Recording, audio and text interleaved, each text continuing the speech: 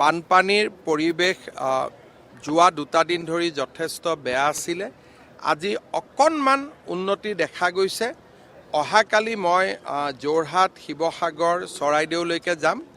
ইতিমধ্যে আমাৰ মন্ত্ৰীসকলে, বিষয়াসকলে তাত কেম্প কৰি আছে আৰু যিমান সম্ভৱ হয় বানপানীত বান আক্ৰান্ত ৰাইজক সহায় সহযোগিতা তেওঁলোকে আগবঢ়াইছে আৰু অহাকালি ময়ো ৰাইজৰ লগত থাকিবলৈ চেষ্টা কৰিম।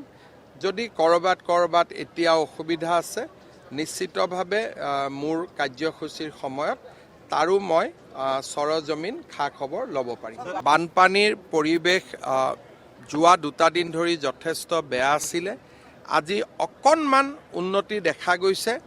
অহাকালি মই যোৰহাট, শিৱসাগৰ, চৰাইদেউলৈকে যাম। ইতিমধ্যে আমাৰ মন্ত্ৰীসকলে, বিষয়াসকলে তাত কেম্প কৰি আছে আৰু যিমান সম্ভৱ হয় বানপানীত বান আক্ৰান্ত ৰাইজক সহায় সহযোগিতা তেওঁলোকে আগবঢ়াইছে আৰু অহাকালি ময়ো ৰাইজৰ লগত থাকিবলৈ চেষ্টা কৰিম। যদি কৰবাত এতিয়া অসুবিধা আছে, নিশ্চিতভাৱে মোৰ কাৰ্যসূচীৰ সময়ত তাৰো মই সৰজমিন খা খবৰ ল'ব পাৰিম। বানপানীৰ পৰিৱেশ যোৱা দুটা দিন ধৰি যথেষ্ট বেয়া আছিলে। আজি অকণমান উন্নতি দেখা গৈছে। অহাকালি মই যোৰহাট, শিৱসাগৰ, চৰাইদেউলৈকে যাম।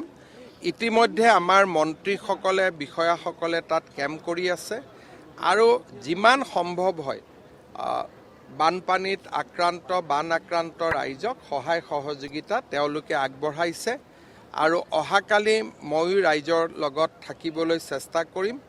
যদি কৰবাত এতিয়া অসুবিধা আছে, নিশ্চিতভাৱে মোৰ কাৰ্যসূচীৰ সময়ত তাৰো মই সৰজমিন খা খবৰ ল'ব পাৰিম।